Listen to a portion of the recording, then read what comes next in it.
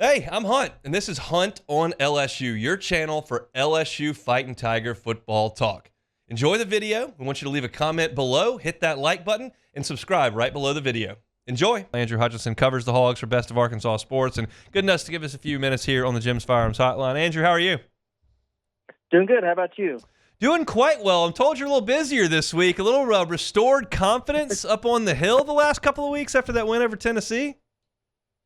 Yeah, it's amazing what a win over the number 4 team in the country can do to the fan base. They've definitely been revitalized, and the conversation has shifted from can Arkansas make a bowl to kind of how good of a bowl could they make? Was it before the Tennessee game? Was there any confidence they could play that well? Were you already talking about a coaching hot board? Like what was the vibe before Tennessee? You know, it's been up and down because I think it started out, vibes were pretty good. Even after they lost to Oklahoma State in week 2, it was like, hey, they played well. If they can continue doing this, they're going to win some games this year. Even though that's a game you probably look back on and say, man, you should have won that, especially seeing what Oklahoma State has done since then. And then you had somewhat of a letdown in the UAB game. Even though you win, you had to come back from a deficit. You go on the road, you beat Auburn, so everyone's up high again. You lose another close game to A&M, and it's down low. And then, of course, you get the high of all highs by beating Tennessee. So it's been very up and down. And I think generally before the Tennessee game, whatever you thought of the season, whatever you thought of Sam Pittman's future, it was probably the same as you thought it was before the season. There probably hadn't been enough to really change your opinion. The Tennessee game, though, I think actually changed some opinions and got people believing again. Why did they beat Tennessee? Travis Williams, Arkansas' defensive coordinator, put together a brilliant defensive game plan. I think he deserves a ton of credit. He's gotten a lot of national praise and everything. But what they did was that Sunday after the Texas A&M game, he came in to Sam Pittman and said, hey, I've got an idea.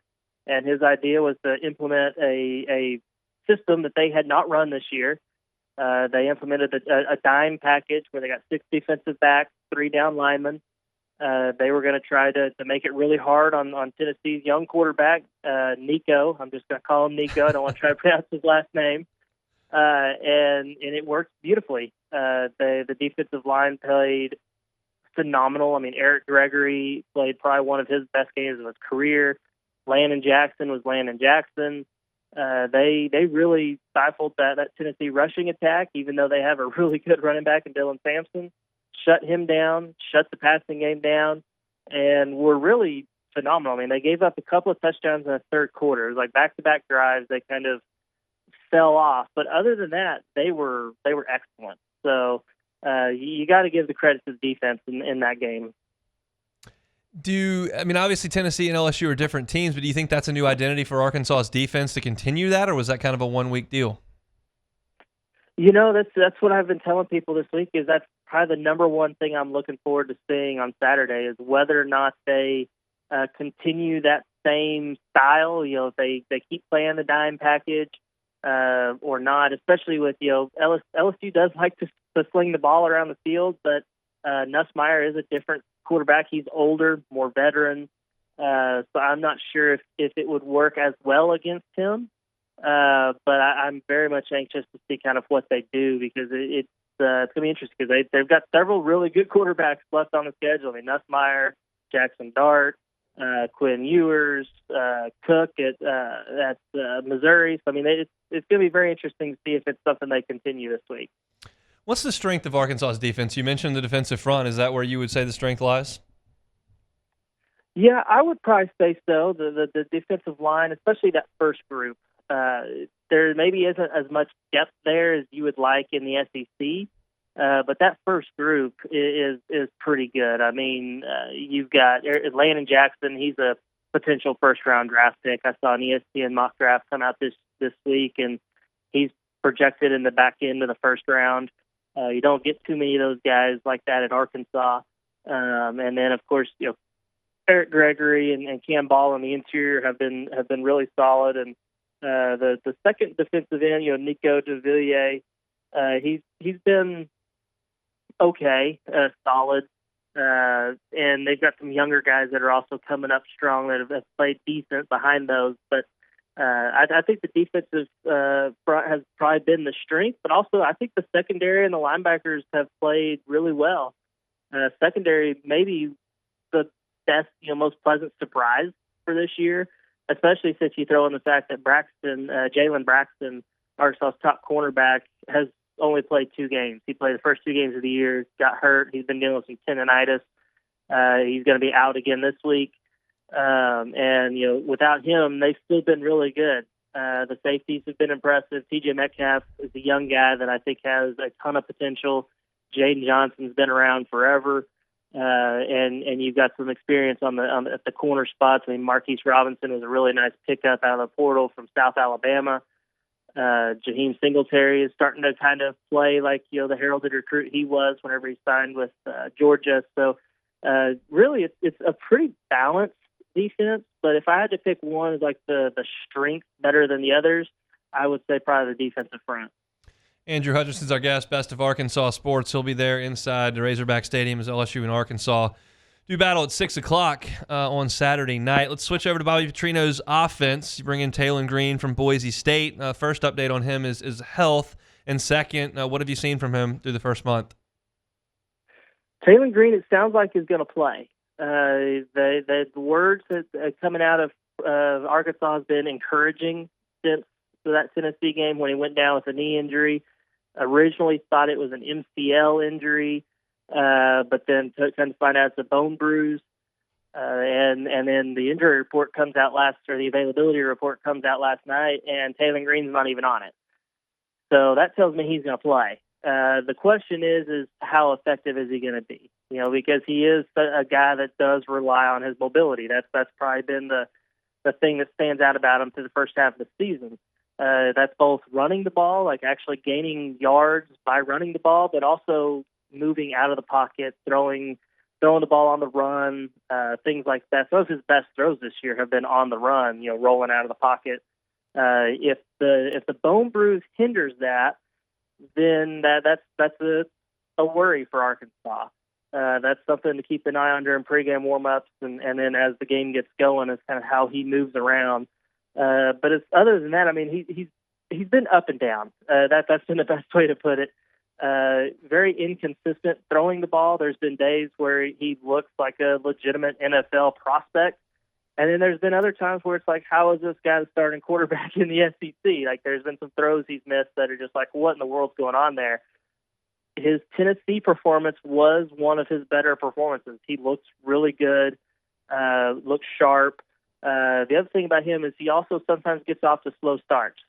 Even in the very first game of the year at UAPB, one of the worst college football teams I've ever seen, he got off to a slow start. I mean, he missed a deep ball that should have been a touchdown, missed another pass on the next drive, but then he completed everything else after that. So it seems like he's a guy that needs to kind of get his feet under him, and then he gets better as the game goes on. One of the statistics, and there's so many statistics I could dive into with Taylen Green, but one of them that is consistent over his 3 years at quarterback has been completion percentage, a little under 60%. Is that an accuracy thing, or why not a little bit higher this deep into his college career? I think it's an accuracy thing, and I think that maybe could be tied to his mechanics. That was something that Bobby Petrino talked about to the media before the season, was like, hey, we're trying to work on his delivery. They want him to come more over the top, use his entire 6'6" frame instead of letting that arm dip and throw a little bit of sidearm or maybe 3/4. And so that's been a major point of emphasis for him, and I think that's maybe helped, but it's also been a little bit of a battle this year, and that's why I say I'm a firm believer that if Taylen Green is a solid quarterback. He's clearly the number one quarterback for Arkansas this year, but he's not like an all-SEC quarterback. Next year, if he comes back, gets his second year under Bobby Petrino, then that's when I think you would see him evolve into a very good, dangerous quarterback, assuming he keeps developing. So I think it's really kind of boils down to mechanics at the end of the day. As far as the guys around Taylen Green, who are the best 2 playmakers for the Hogs? Oh, that one's easy. I would say wide receiver Andrew Armstrong and running back Jaquindon Jackson. Those two guys are easily their best players. Andrew Armstrong he's an all SEC caliber wide receiver. He missed the first game of the year. Since coming back, he's been phenomenal. He's been Taylen Green's number one target, maybe even to a detriment. Maybe where he locks in on Andrew Armstrong. But it's easy to see why. He's a safety blanket for him. He's a guy that he's going to catch anything you throw to him. He gets open really good. He maybe doesn't have like super breakaway speed where he can break away from the defense for an 80-yard touchdown or anything like that. But he's got enough speed to get open, good route running, things like that. As far as Jaquindon Jackson at running back, he's a transfer from Utah. A converted quarterback. He's a big physical runner, but he's also got some good shiftiness to him. He can cut and make guys miss. And as long as he's on the field, which is maybe the biggest issue with him, is he's always got he's dinged up where he gets not necessarily injured because he's able to keep playing, but he has to come out of the game. But when he's on the field, he's a dangerous runner. He's a guy that can get yards after contact. And so, I think those two guys are easily their top two playmakers. And now it's the question of who's going to emerge alongside those guys. One name that I could mention is Braylon Russell, a true freshman running back. Probably going to see a little bit more of him this weekend after he had his best game of the year against Tennessee. He's a 253-pound running back. Very large guy, very physical runner. So he's a guy that I would look forward to stepping up outside of those top two guys. He's Andrew Hutchinson, managing editor, Best of Arkansas Sports. Andrew, we appreciate some time. Enjoy the football this weekend, all right? Yeah, no problem. Anytime. Always enjoy our conversations with Andrew from up there on the hill in Northwest Arkansas. I can tell you this, it's going to be a crazy environment to kick that thing off on Saturday. Same type thing with LSU welcoming in Ole Miss. Like, as I said last week, as long as LSU can stay in it, it's going to be awesome. And LSU stayed in it the whole way, and it was awesome. As long as Arkansas can stay in it, it's going to be awesome. And I think that my gut right now, as I sit here on Thursday, and I still have 25 hours until I have to make my pick, I feel like it's going to be a close ballgame. Just usually is when LSU plays Arkansas. The last four of them have come down to 3 points. Hey, thanks for watching Hunt on LSU. Before you get out of here, do us a couple of favors. Hit that like button. Leave your comments below and subscribe to the channel for all your Fighting Tiger football talk. See you next time.